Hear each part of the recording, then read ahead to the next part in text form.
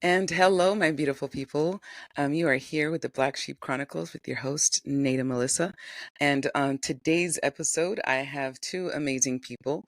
I have Zach and Trina, and I will go ahead and let them introduce themselves. Go ahead. All right, go for um, it. I'm Zak Hazlett, and I am, a therapist. And that's, I think, how Nada found me was on Instagram, where we spend a lot of our time these days. So I do a lot of outdoor style therapy. So it's a little bit different than the normal sitting in an office type of therapy. And like we'll go on walks and hikes and just be outside in an area that grounds people, right? We've all been there where we got to clear our heads, so we go and take a walk. And so I realized there's power in that and tried to create a practice around that. So that's a little bit about me. I'm mostly just passionate about helping people that are struggling to feel love for themselves and love from other people, helping them to know their worth and be empowered to heal and grow for them. So that's a little bit about me. I'm sure you'll get to know me a little better as we talk. And I'm Trina, an intuitive who helps people heal and align with their highest potential by sharing my stories and connecting with others. Pick your brain about some things because you are a therapist, and I'm curious about your job and like how you just like how do you separate like because for to me you sounded like a bit spiritual too, so I wanted to know like how do you divide that, like being a therapist without including spirituality or doing both. But I know. I'm nodding my head of like, yeah, it's a hard thing to balance sometimes. I think that there's definitely an innate part of everyone that is spiritual, whether people, and I hope that doesn't like offend people who don't believe that. But what I mean by that is not like I believe in a God or whatever, but more just there's so much about us that is intangible, I guess, and powerful and insightful within us, and adding that word of spiritual to contextualize what's going on for us, I just think is a really powerful thing. And having a higher power that you're drawn to, that inspires you, that motivates you, that you can connect to, I just think is a really powerful healing agent. And I found that those that cling to something spiritual within themselves and without themselves um, typically have this like urge to become and to grow that is so cool and so powerful and so tangible. So as far as like separating that, I wouldn't say that I separate it. I think I more help people to figure out how to label it for themselves. Right. I believe right. that people are their own experts of their own lives. And if we can just help them navigate how to figure out those things, then it can be the most empowering thing for them. Yeah, I totally agree with that. One of the topics or just a starting point for us was when people find themselves wanting to make changes, um, and trying to get to know who they really are. What have you seen in your profession, or with your people, with your clients or patients, or I don't know what you call them, but what have you seen as far as like how necessary it is to go on this journey alone and maybe separate yourself from the people that you grew up with to allow you that growth? Yeah, no, that's a great question. I think doing things alone and doing things for you maybe can be a little bit different. Like sometimes when we think of the word alone, it's like, oh, I have to do this by myself. And I think it's important to remember that leaning into people is not a sign of weakness, right? Or like relying on or reaching out for help is such an important part of the human experience. But I think what you're meaning by do it alone is doing work for you internally, for yourself, for your healing, so that you can move forward. And also when you maybe don't have a support system to be there for you. Is that kind of what you're referring to? Well, in with my personal experience, it was just more like because you have these people around you that have known you your whole life and they're expecting you to do certain things, and it's kind of hard to try to change that because you have all these eyes expecting it and still treating you as if you're still doing the same things when you're not. So that's why I was like, well, is it important? Because in my experience, I saw that it was important. As much as it was painful to not have the support of your loved ones or, your close immediate family, that it was necessary, and that's how I was able to process that and really respect the fact that you have to go on this road alone, just so that you don't have all these expectations placed on you, and there's freedom to discover who you really are at that point. Yeah. No, I like that a lot, what you just said there. And I think expounding on that a little bit of when we grow up, we have, these expectations, all eyes on us, right? And we have this feeling like we need to be the doctor, the lawyer, the whatever, like our people around us think we should be. And something that I've realized and that I've worked with lots of people on is the more energy and effort we put into trying to become and be what other people think we should be, the further we get from who we're actually meant to be. And that's a thing to distinguish and hard to figure out, like, okay, where's the line and how do I make a boundary for that? But I think what it ultimately comes down to is most people that we meet in our lives don't want us to be, maybe not most people, that might be a little bit extreme, but a lot of people that we interact with, like they aren't actually there 100% for us to become the best version of who we can be, and like ourselves. They're there taking care of their own things. And if you happen to add value to their life, then like that's helpful, or vice versa, right? But most people aren't trying to help you become what you want to be. They're trying to help you become what would then serve them the most. And that sounds kind of this like negative thing, but what I'm what I'm trying to explain by that is we have to let go of these expectations of what other people believe we should be, not because we don't care about them, rather because it will just kind of hold us back. It holds us back from getting to where we need to be and becoming who we need to be. Yeah.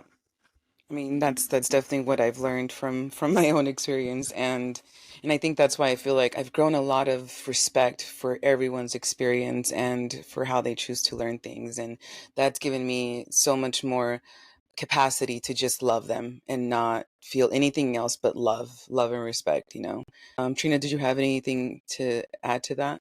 Yeah. So when I went through my particular journey, I really felt like it was really important to be alone, not because, my family had different expectations of me because I'm kind of the leader in my family. Everybody kind of goes where I lead. So I was kind of blessed in that as I came into healing and as I shared my story with my family, it created a pathway for them to step into that as well. However, I definitely needed to be in a place where every day I was waking up and I got to ask myself, what do I want to do? What do I feel like doing? What do I need to work on? Do I love who I am? Am I stepping into who I want to be? And there's nobody else around me that chimes in with a need or an expectation. Because I have 5 kids. So when you're a mom and you have a bunch of kids and you're rediscovering who you are, and half of them are adults and half of them are small, it can be really difficult to step outside of the everyday rigmarole of just like being a mom and those patterns and whatnot, and just ticking the boxes, chop wood, carry water type of thing. And having that opportunity to kind of just go inward and be introspective and really, really, really redefine not only who I am, but what I want out of life based on the purity of just my being and not anyone external. But one thing I did want to ask you also, so what is like the first thing? All right, so let's say, because I've been in this situation, and I know people in this situation where, like, something is wrong, right? That there's something that's within you that needs to be healed, that needs to be addressed, that needs to be looked at. But what's the first step? Like, what's the first thing that you can do to get out of that? Because there's someone specific in my life who she's just in a rut of, like, the fear of confronting things and not even knowing like what I'm confronting. I just know that I'm not happy on a day-to-day basis and I want to address this. Like, where do I start?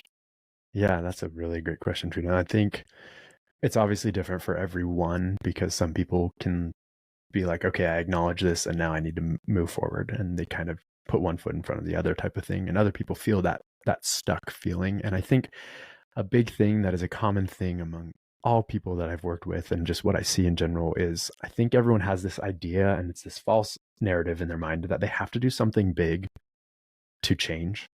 And they have to do something that's like powerful and impactful and like something grandiose, when in reality it's like the small consistent things are going to move you forward more powerfully than one big thing. And I always think of like the analogy of, if you go to the gym once a week and go really hard one time a week, it's going to make you hurt, and then like you're not really going to get that much stronger. But if you go consistently for 5 minutes, 20 minutes, whatever, a shorter amount of time, and just are consistent with it, you will slowly build up that growth. And I think, to answer your initial question, where to start is always inside and how you talk to yourself. Because if you already have built up this idea that you can't change, that no matter what you do, you're not worthy of love or worthy of the help that it needs to get to where you want to be, then you won't be able to. And so I would say like a good place to start is just really reflecting on yourself and finding something little that you believe in, and just working on that and believing in that, and then finding another thing that you believe in, and speaking a little bit more kindly to yourself. Our body listens, right? We have that inner child within us, and everything we tell it, it believes. It can't hear what other people outside of us are saying. It only hears what we tell it. And so we can kind of decide what messages to send to our inner child and that small version of ourselves. And so as we start to change the narrative around that, from what we have been telling it of we're not good enough, to I am good enough and I am worthy of love and I deserve to grow and to change and to heal, then it's just like that little thing inside consistently that then gives us a little bit more motivation, and slowly we can start making bigger actions and efforts on the outside. Yeah, I love that, because something I'm very big about talking on my content is how much we need to be our own parent and take care of the inner child in us, and everyone has one. And if we start looking at each other like that little girl or that little boy who just needed something more as a child, it's really nice to just see it that way than to just be like, oh, what a jerk, for doing that. But that I'm so big on that. Just, you, especially if you're now an adult, it's like, all right, now you have the wheel. Like you're in control now. You're your own mom and dad. What would you do for that, for you, and kind of like nurture yourself in that way where it's like, all right, sweetheart, just like Trina said, like, what do you want to do today? And then the more you start feeding and listening to that, the happier you feel. And then just kind of like, how do you say it? It just bounces off to the rest of your day. Everything else seems okay, because you're already starting with, this beautiful feeling of like, I'm actually listening to myself. I'm taking care of myself. Like, and how, yeah. I love that. It's funny you say that. And this brings up just another thing that I think is so powerful and we don't think about a ton, but I don't know if you guys are animal people or anything, but I have two dogs, and Yeah. Duke and Ziggy, and they're brothers that we rescued. And dogs are these creatures that, like, if you give them a treat, they will do anything that you want them to, right? And we actually, as humans, are not that different, where if we try to yell at a dog, it's going to be like, what did I do? What did I do? But it doesn't remember, really. It doesn't connect like that feeling to what happened. It just feels bad. It just feels that shame and that guilt. And we as people are very similar. So when we are mad at ourselves or feel shame and feel guilt and feel all of these feelings and try to use that as the fuel to make change, to enact change in our life, it won't work, right? It might make us do something momentarily, but it doesn't actually create a pattern of reward in our mind and in our body. And so as we're kind to ourselves, as we reward ourselves for these little things, right? Even if it's like, wow, I got out of bed today. Congratulations. Like, you are amazing. Like, I am so proud of you, right? Like the smallest thing, but giving ourselves that pat on the back for every little thing that we do is how we build confidence and build that belief within us that we are good enough. And then we'll start to see that the shame and guilt that we've felt around a lot of different aspects of our life will start to dissipate as we believe in ourselves a little bit more. And so it's not that we're getting rid of shame and guilt. We're actually just focusing on positive reinforcement and building ourselves up. I was going to go on this whole tangent about like that whole process of self-love. I really feel like, okay, so you talked about the animals, because I have so many children, and going from, being a full-time mom and And then moving up into the mountains and having nothing but time freedom, I kind of I subsidize, I'll say, my need to care for things by getting a bunch of plants. And I have a snake, and I have fish and frogs and a dog and whatnot, and kind of use that as a way for me to kind of satisfy that part of me that needed to nurture something outside of myself, but then also going in and nurturing myself. Like, okay, how can I love myself today? Like, I'm going to make myself a great breakfast, or I'm going to go hike around the lake and see how many different colored dragonflies I can spot. And just like little things that kind of aligned me to just being in a place of joy. And like he said, with respect to like shame and guilt, I feel like in my own particular journey, it kind of went through this, I went through this process of learning to have compassion for myself, and connecting with the inner child was super hard for me because I can kind of be a dick a little bit, just to be and like, oh, that's lame. Like, I'm not going to imagine myself as a 7-year old. But then once I had that dream I was telling Nate about before we came on air, I had a dream about myself where it was like there was a masculine part of me that was trying to marry the feminine part of me, and I was pregnant with my inner child. And there was a friend over on the side of the lake afraid of this marriage because she's like, well, who are we going to be? How is this dynamic going to work? And then once I like had that inner child baby within me, and I could, kind of completely disassociate myself to reintegrate myself, so to speak, I was able to be like, okay, inner child, okay, how would I treat them? I'm an extremely nurturing mother, but I wasn't nurtured. So like Nata said, I had to completely learn how to do that. And I feel like my kids helped me a lot, because my daughter would call me on my shit a lot. She'd be like, Mom, you always said it was okay for me to cry, but you never cry, And I'm like, oh shit, I'm a hypocrite. Let me allow myself, the things that I have, called for my kids to do, basically. So yeah. I mean, that was really well explained, of like making sure that you, I guess the double standard, right? We treat other people like we want to be treated, but also we should expect ourselves to be able to fulfill a lot of those things that we expect other people as, and especially Trina, like you were talking about as a parent, it's like, baby, I love you. Like it's okay to cry. Like you can do these things. Like it's okay to feel all of this, and then make sure that you're also telling yourself the same exact things. And that's I think something that we have a really hard time with. Like I always think like people who, one of my posts was about how people who have the biggest hearts are oftentimes the people who are struggling the most, because they spend so much energy and effort taking care of other people and don't want to burden anyone with what they're feeling and what they're going through. So they won't talk about it. And it's not because they don't feel, and it's not because they don't care. It's the contrary. It's because they care so much they don't want to hurt people. But that's exactly opposite of what we need to do, right? We need to be able to share those things because other people also want to be there for us. And sometimes I think we just forget that letting other people in and helping us, confiding in people is a really powerful healing thing. One of the things I had written down for those people that have done the work and took time away from the family, or maybe didn't take time away from the family, but how do you come back to the circle of your family and friends that you're close with, and kind of, I don't know, like reintroduce yourself or set boundaries so that you can carry on with a healthier relationship, and respect?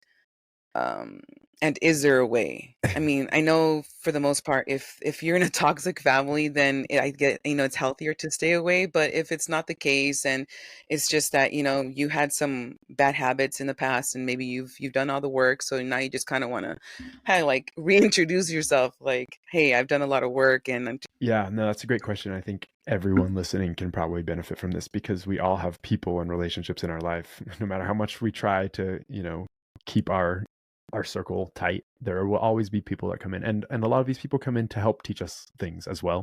And I think that's something important to realize. Like, you are never at fault for how people treat you. Like, it is never your fault, but there is something that can be learned from it, as far as like, oh, what boundaries do I need to do? What parts of me are feeling most insecure with this? Or like, it points out a lot of weaknesses within us, like air quotes on that, weaknesses. Like, I don't necessarily believe in weaknesses. I think it's more just places that we can grow.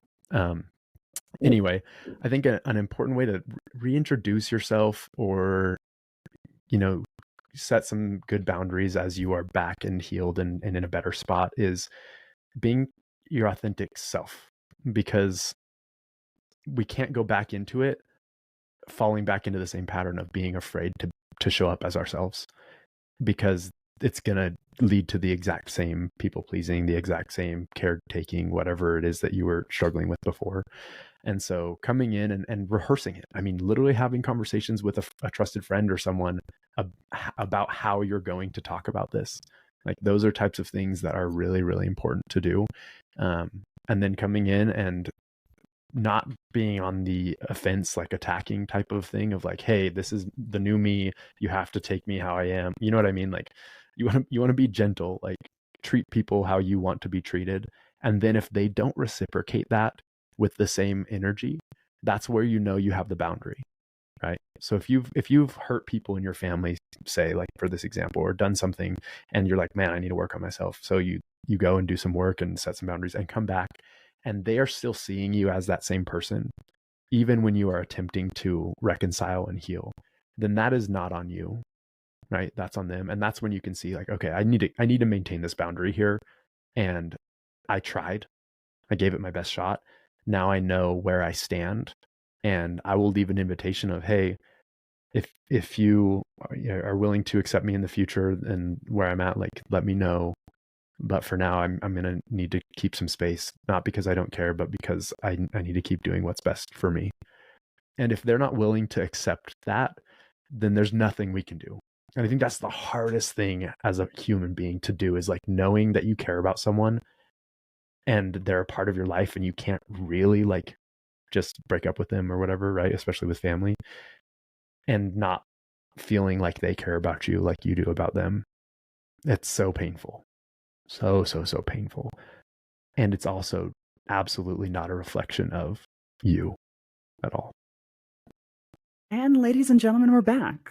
There it is. Okay, well. Okay. Look, like I was saying, I was just kind of summarizing like just how Your important and how experience, good it feels to come back into your circle of friends and family that that might pick at you, or just give you a hard time about coming in with different beliefs or whatever. It's like when you grow the confidence in what you know and what you believe in and how great you feel, it doesn't bother you. It's almost like Yeah. you feel bad for them in a way, because it's like you're so silly. Like if Well, only you knew how amazing it feels. yeah, your authentic version of yourself. Like you have finally arrived at Yeah. authenticity, and you are confident in that, right? You're aligned. And so no one can knock you off of that alignment, right? When we're trying to figure out what's going on in our mind and our head and body, we're basically like unbalanced. And so anything will throw us off. So once we reach that alignment, then we come back confident and we come back our real self. At that point, if people can't accept us where we're at or aren't willing to, there's this idea that I really love, is like, as we grow and as we change, people will leave from our lives, or people won't stick around in our lives. And it's not because they don't care about us. It's that they can't keep up with the growth and change within themselves, right? It's uncomfortable and it's forcing them to grow. And that's okay, right? That's absolutely okay. And if they get to a point where they want us to be in their life, then they will make the effort to be back there. But we can't try and convince people that we're worth being around, that we're worth, being in relationships with. We have to just be ourselves and know that it's their decision and their choice to choose us. Yeah, and I find that we naturally tend to attract and repel constantly. So as we evolve and change, and as we step into our more aligned selves, we start to draw people in that fall into that alignment, and the people that don't, for whatever reason, just kind of dissipate, just kind of fall off. The conversations with them don't go anywhere. There's just no alignment.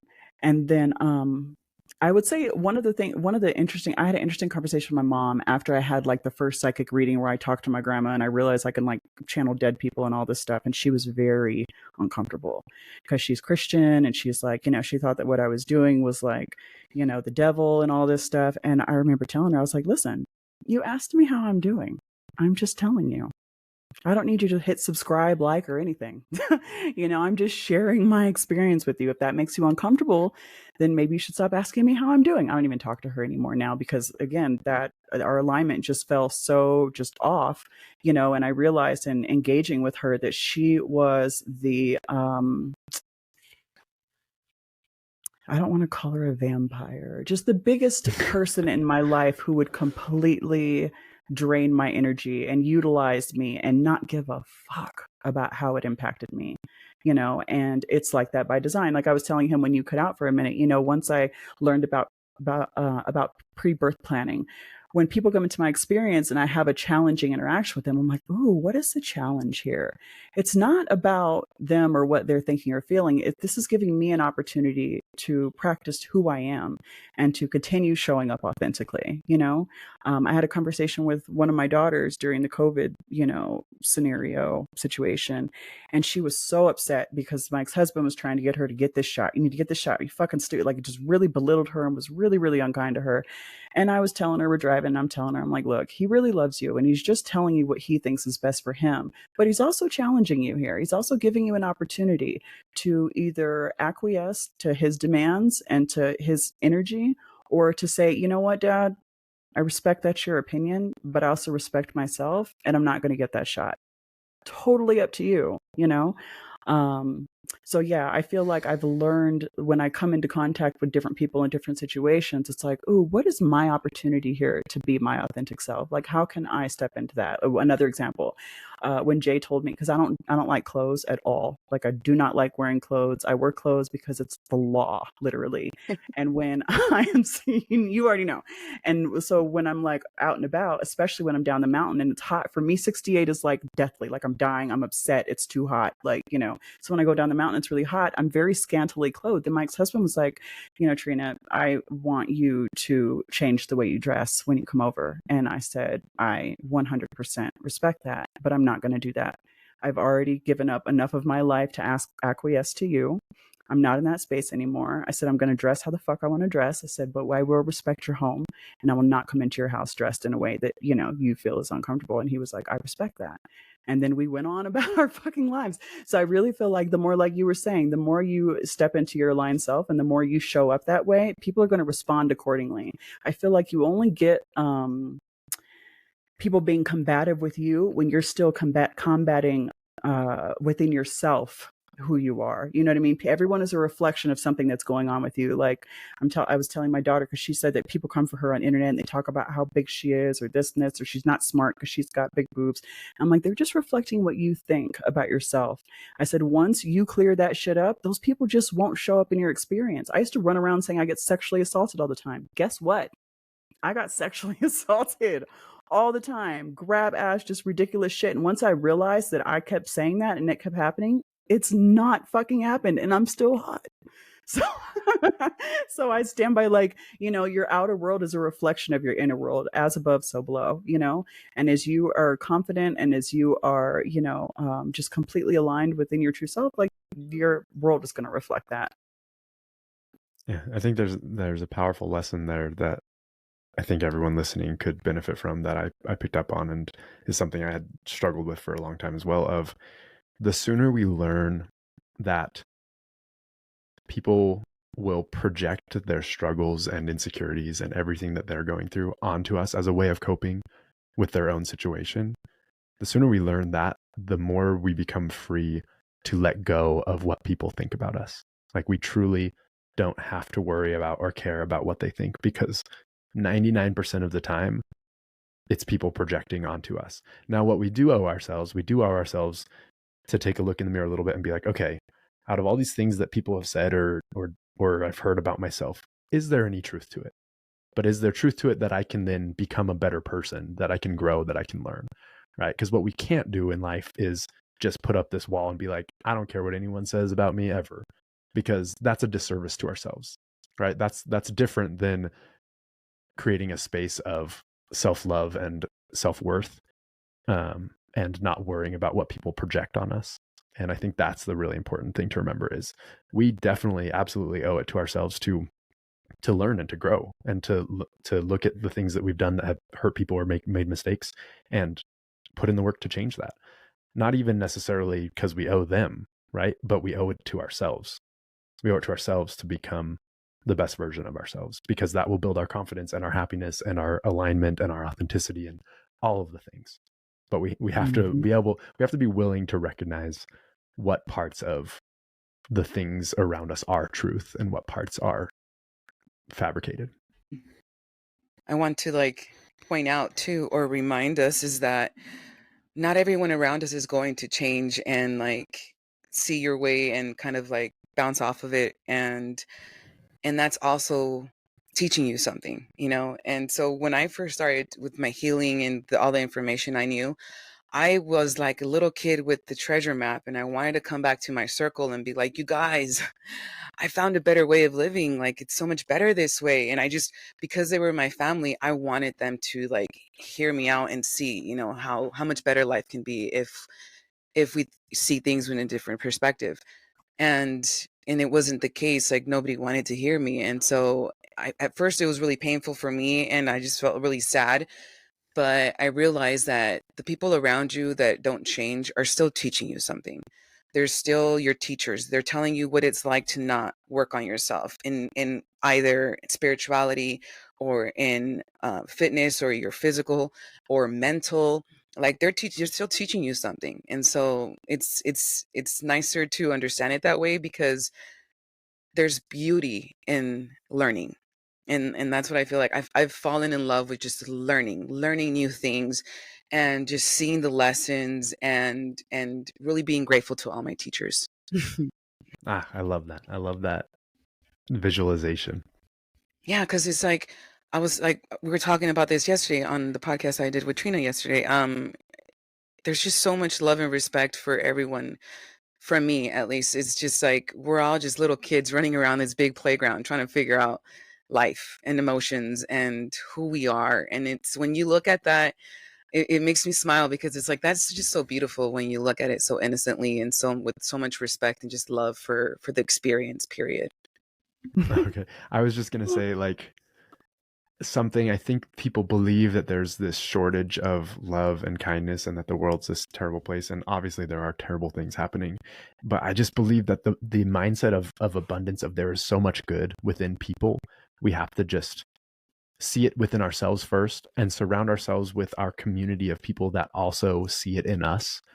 Then it creates almost like this superpower within that community and within ourselves to be able to then heal others, right, without having to do anything. We don't have to tell them what to do, like you were saying. Like, I just want to invite them into like this world of all the things that I've learned and done to grow, and I just want to give it to them. And we can't do that. Like, people have their agency and their ability to choose what they want to do, but what we can do is emanate this growth and love and kindness, and show that that's a possible thing, while maintaining the boundaries of who we let into that world. But emanating it outward is so powerful. And that's, I guess, with my Instagram, for those that haven't seen it, like, that was the whole reason why I did what I did. And a month ago I had 800 followers, and today I have 80,000, because all I have done is share messages of like the same things that I have said to myself over and over again, to be able to believe in myself and love myself, and things I have said to my friends that I care about deeply, the exact same messages.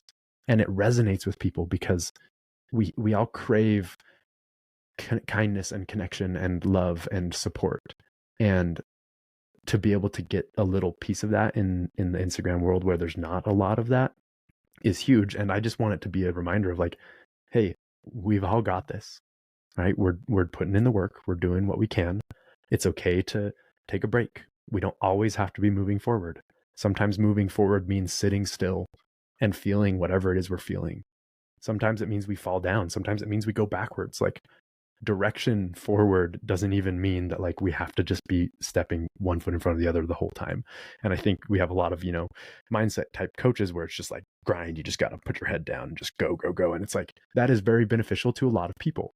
But there are a lot of people that it doesn't work that way. Everything is much more complex. And so being able to be that yourself, and to inspire that, and to encourage that in people in their healing process and their healing journey, is something I think that everyone can benefit from doing. Because there's this this thing where people are like, sometimes I feel so stuck and I just don't know what to do. And some of the things that I'll give them as like a homework is like, I want you to go and text a friend, someone that you care about, and just tell them how much you appreciate them. Or like, serve someone, like do something for someone else. And that almost is like this Kickstarter, because the world, imagine if every single person in the world did one thing for someone else every day, the world would be like a 180 place. But we're all so in our head, like that's not a lot of effort. It doesn't take a lot of effort to send the text, right? To make the phone call, but we're in our heads about it because we're like, oh, I don't know, like I don't know if like that would be annoying or whatever, like, why? Like that's that's the big thing that I just get. I'm like, no, everyone just wants to feel seen and loved and supported. And the more we can create an energy and a space within our relationships, within our friendships, just within ourself, to be our number one supporter, our number one safety net, and our number one like person that sees us is ourself. It's a total life changer, a total game changer. So, Zach, how did you start your healing journey? Like, what was the beginning of this pivot for you? Yeah. So growing up, and maybe this should have been the beginning of the podcast now that we're here, but we just jumped right into it. It was awesome. Growing up, I am one of 7 kids, middle child, and really great family. Like I'm super grateful for my family and my parents and everything and where I grew up. As the middle child, I was like always the peacemaker, and I was the kid that my curfew would be 11 and I'd be home at 10:50 and like still feel like maybe I was going to be in trouble. Like, I just put that I don't know. And there's this phrase, behind every people pleaser is a parent pleaser. And like, that's where it starts. And so I was definitely that. I would like, my parents would go on like a date night or something and I'd like clean the house as like a 9-year-old. And I'm not saying this as like I'm this amazing person, more just like I had so much insecurity and like was constantly like fighting for people to see me as valuable and see me as worthy and see me as a good person, that I would just do so many things. And so it just built me into this, like, I need to do more. I need to achieve more. I need to be better at this. I need to like learn how to play all the instruments. I need to do all the sport. You know what I mean? I just was constantly trying to get validation from everywhere else. And then I'd realize in relationships that would start and then they would fizzle when I couldn't be there for myself, and I'd feel I had this like anxious attachment with them. And so I just finally realized after enough relationships that didn't work out, I'm like, I need to like do some work. And so I started doing some work and reading about it and thinking about it. And then in doing that, figured out, okay, there's a lot of things that I wasn't aware of that are not huge, crazy trauma type of things, but just things that definitely impacted me that I now need to just do some work on. And I think you guys have probably heard this, but like there's within the world of, therapy and psychology and stuff, there's like big T trauma, little T trauma, where I think that the little T traumas are more anything that you go through in your life that causes you some sort of stress or anxiety or, whatever, and you don't have support through it, is going to have a traumatic impact on you. And so as we're kids, if our parents aren't there for us when we had got a bad grade on a test or like lost after a sporting event or something, if someone isn't there to support us through that, that impacts us in a way moving forward that's going to change how we view ourselves.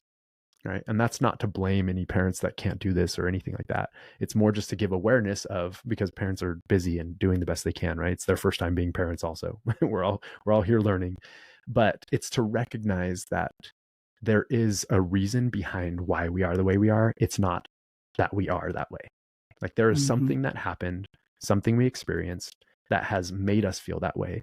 We aren't that, right? I am not enough.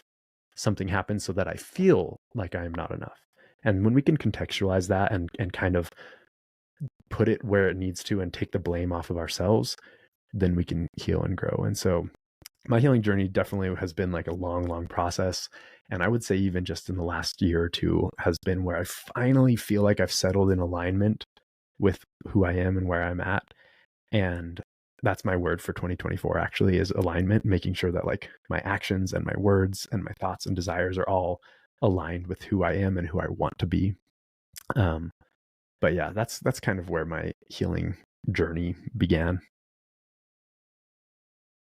Nice. So you basically, when you started that, did you go into therapy? Did you just start treating yourself better? Like what was your, okay, I need to make a change.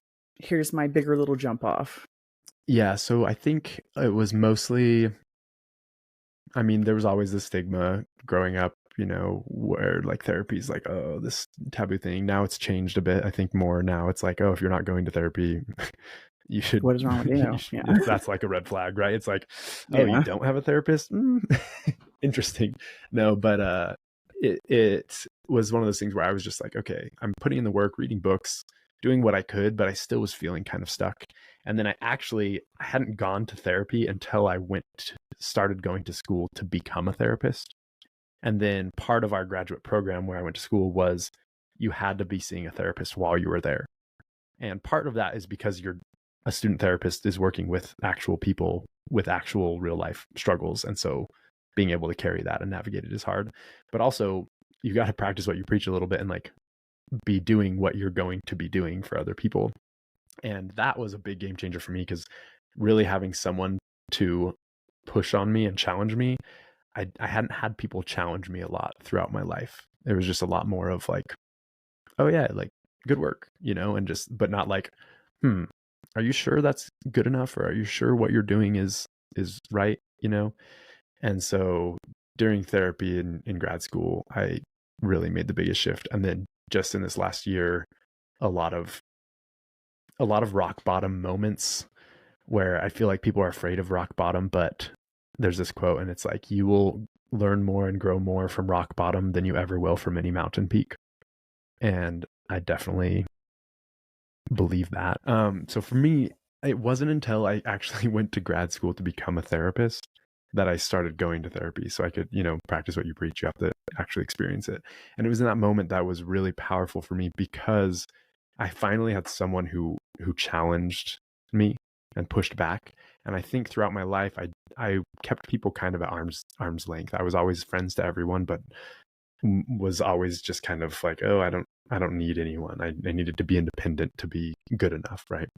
And so in that moment, if you don't have someone that is really close to you, then probably no one's going to challenge you, because just a random friend that you make is probably not going to like push back deeply on your your thoughts and beliefs. And so in therapy, I finally was pushed and challenged in a lot of ways. And then I realized, oh, I need to lean into some friendships and relationships a little bit deeper and allow myself to be seen and be challenged so that I can grow. And it's like I was stuck. I was kind of like, I had reached my peak of what I could be on my own without other people pointing out things within me that I could work on. And so that was a pretty pivotal moment for me in my healing, process and my healing journey. And from there, I've really tried to lean in more to people that I care about and trust to help point out things that are blind spots for me. And I think we all have blind spots. Like we all have things that, no matter how much self-work we do, there'll be things that we don't see well. And so that's why I say it's so important to have your community and your people that are in your corner, that you can be like, hey, look, this is my situation. Like, can you just give it to me straight? Like, what do you see? Like, and I want to hear like the nitty gritty truth. And then being able to accept that. Like a person's growth is completely dependent on their ability to accept truth.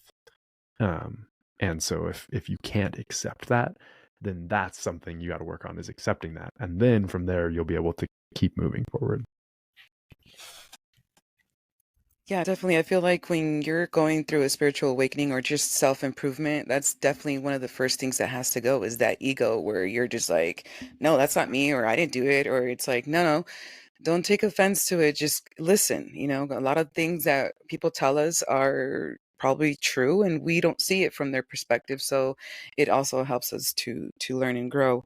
Something else that I wanted to add to what you had said previously about everyone has their reasons, their traumas, and their experiences, and their beliefs are because of those traumas sometimes, or their characteristics or their insecurities or anything like that comes from the traumas. And so one of the books that I always speak about, because it's not just a spirituality thing at this point, this is medically proven too, that when there are traumas as kids, it changes some things in our brains, and it's proven that it happens. So once you start looking at people and understanding that possibly they had a trauma in childhood, and so it's something that has come from that. And so you don't look at them with judgmental eyes or like the why would you do that. It's more like oh man, that, that sucks that they might have gone through something in childhood that has caused them to react in that way. And I don't know if you've ever read this book, Zach, but it's Change Your Brain, Change Your Life by Dr. Daniel Amen. Mm-hmm. Man, that book literally changed my life, because I was that person that was always like, well, why would they do that? Why did they do it that way? And or why did they think this way? And so I was able to accept everyone's characteristics or their habits, anything. It was more like it was dismissed from me by possible traumas. And who am I to like go and figure out what trauma caused it and try to help them? Like, no, like this is just how they are for whatever reason. I don't need to know the why, because I've already read that we get traumas and it really messes something in our brain. It's something that we don't even know has happened yet, so who am I to just sit there and point at you? Like, no. Like I said before, we're all just kids trying to figure out this life. But Yeah. I think it's awesome that you have brought it up, that that there's traumas. It changes us. And it's not Yeah. until we go in and do the work and figure out, why do I do this? Why do I believe this? Do I really believe in this religion, or have I just been doing it because it's generationally have been passed down and passed down? But yeah, I just want to add No, that.